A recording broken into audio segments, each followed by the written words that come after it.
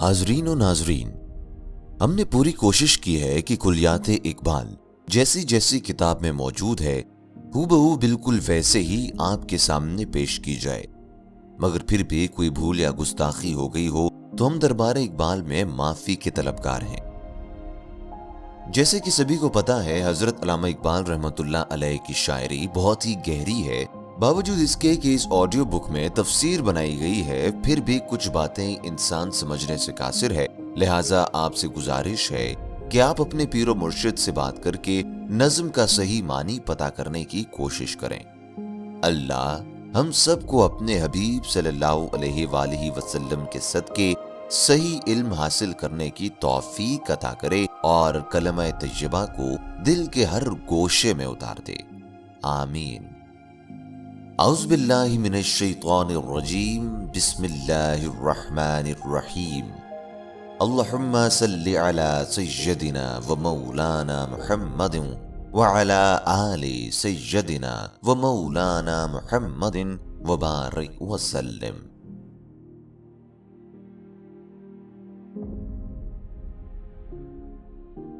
सदाए दर्द। जल रहा हूँ, कल नहीं पड़ती किसी पहलू मुझे। हाँ डुबो दे ऐ मुहीते आब गंगा तू मुझे। सरजमी अपनी क़यामत की निफाक अंगेज है। वसल कैसा या तो एक कुर्बे फिराक आमेज है। बदले यकरंगी के ये नाआशनाई है गज़ब। एक ही खिरमन के दानों में जुदाई है गज़ब। जिसके फूलों में अख़ुव्वत की हवा आई नहीं, उस चमन में कोई लुत्फ़ नग़मा पैराई नहीं। पहला बंद। मानी मुहीत, घेरने वाला घेरा, खिरमन, गलबे का अंबार, खलियान, इख्तिलात, मेलजोल। मतलब 9 अशआर पर मुश्तमिल इस नज़्म के 2 बंद हैं। पहले बंद में 5 अशआर हैं और दूसरे में 4 शेर हैं। बांगे दरा की ये नज़्म पूरी की पूरी वतन परस्ती के जज्बात से इबारत है। इसमें कौमी दर्द की वो झलक दिखाई देती है जो खुसूसियत के साथ बाले जिब्रील, ज़रबे कलीम और इकबाल दूसरे मजबूओं में नजर आती है। इस नज़्म के पहले बंद का आगाज वो इस तरह करते हैं कि हिंदुस्तान के बाशिंदों के माबैन निफाक का जो आलम है उसने मुझे जलाकर राख कर दिया है। उसी दुख के सबब मुझे एक लम्हे के लिए भी इस्तिराब से निजात नहीं मिलती। उसी दुख से मैं लम्हा बलम्हा तड़प रहा हूं। इससे शायद यूं निजात मिल जाए कि मैं दरियाए गंगा में डूब कर मर जाऊं। शायद यही अमल मेरे सुकून का सबब बन सके और इस कर्ब से निजात हासिल कर सकूं। अफसोस कि मेरा वतन अदम इत्तेफाक और निफाक की आमाजगाह बना हुआ है। यहाँ जो मुख्तलिफ कौमें आबाद हैं वो एक दूसरे से बरसरे पैकार हैं। हर तरफ फिरका वाराना फसादात का जोर है। ये ऐसी सूरत हाल है जिसमें अमन व इत्तेहाद की गुंजाइश का कतई इम्कान नहीं है। एक साथ रहने के बावजूद नफरतों का ये आलम है कि कोई एक दूसरे को बर्दाश्त करने के लिए तैयार नहीं। होना तो ये चाहिए था कि यहाँ इत्तेफाक और बाहमी यगानगत का मुजाहरा होता। इसके बरक्स इस सरजमीन पर मौजूद हर शख्स दूसरे के खून का प्यासा है। इकबाल बड़े दुख के साथ इस सूरत हाल का जिक्र करते हुए कहते हैं कि एक ही सरजमीन पर बूदबाश रखते हुए बाहमी सतह पर इत्तेफाक और अदावत का यह अंदाज इंतहाई दर्द अंगेज है। यहाँ की फजा मोहब्बत व अखुवत के जज्बात से खाली है। सो मेरे जैसा दर्दमंद शायर ऐसी फजा में किस तरह शेर की तख्लीक कर सकता है, किस तरह अपने नग़्मे यहाँ बिखेर सकता है। मैं तो हिंदुस्तान के बाशिंदों के माबैन हकीकी कुर्ब और इत्तेहाद का ख्वाहा हूँ, जबकि मौज और साहिल के माबैन जो टकराव और तसादुम की फजा होती है वो कम अज कम मेरे लिए इज़्तिराब बेचैनी का सबब बन जाती है। अल्लामा इकबाल ने यह नज़्म वाज़ेह रहे कि तक़सीम हिंद से कुछ अरसा कबल उस वक्त कही जब हिंदुस्तान के बेशतर इलाकों में फिरका वाराना फसादात की वबा फूट पड़ी थी। हिंदू और मुसलमान एक दूसरे की जान के दुश्मन बने हुए थे। यकीनन यही वो सूरत हाल थी जिसके पेशे नज़र उन्होंने बाद में तक़सीम हिंद और पाकिस्तान का तसव्वुर पेश किया।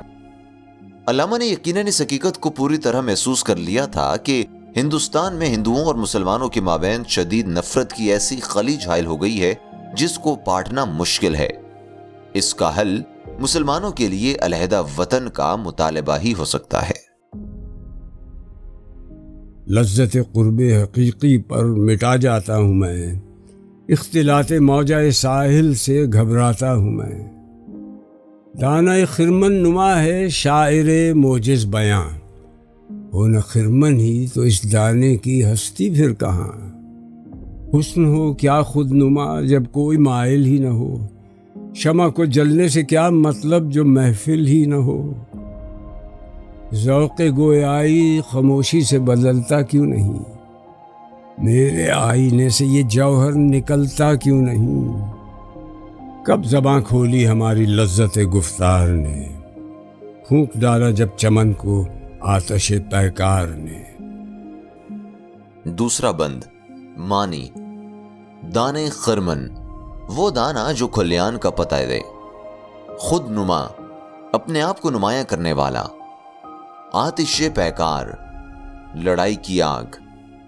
مطلب ان اشعار میں اقبال کہتے ہیں کہ جس طرح ایک دانے نے پورے کھلیان کی حقیقت اور اس کے معیار کا اندازہ ہو جاتا ہے، اسی طرح شاعر اور اس کا کلام کسی قوم کا آئینہ ہوتا ہے، لیکن خرمن کی تباہی سے دانے کا وجود بھی برقرار نہیں رہتا۔ اسی طرح قوم یکجور بہم نہ ہو تو پھر حقیقی شاعر کا وجود ہی ممکن نہیں ہوتا۔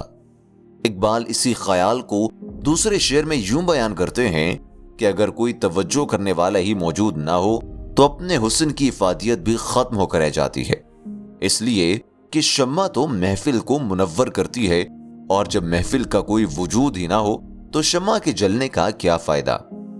مراد یہی ہے کہ جب متحد و متفق قوم ہی موجود نہ ہو تو کوئی شاعر ایسی صورت میں اپنے فن کا اظہار کیسے کر سکے گا۔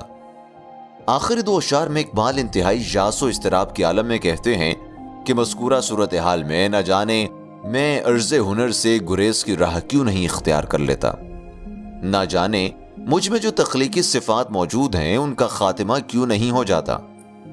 دکھ کی بات تو یہ ہے کہ میں نے اس لمحے شعر گوئی کا آغاز کیا ہے جبکہ ہندوستان افتراق و نفاق کی آگ میں جل رہا ہے۔ اس حالت میں میرے نغمے کون سنے گا؟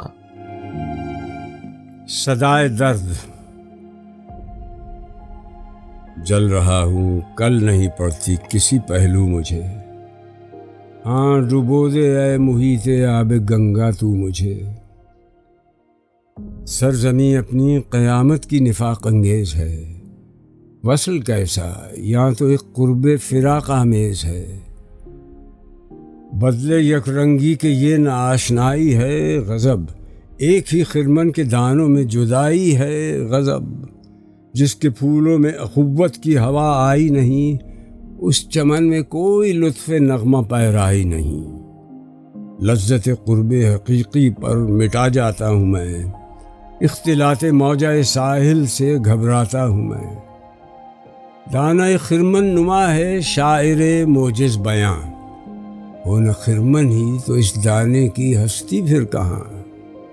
حسن ہو کیا خود نما جب کوئی مائل ہی نہ ہو، شمع کو جلنے سے کیا مطلب جو محفل ہی نہ ہو۔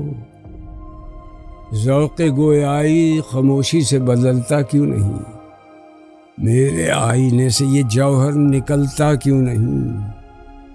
کب زباں کھولی ہماری لذت گفتار نے، پھونک ڈالا جب چمن کو آتش پیکار نے۔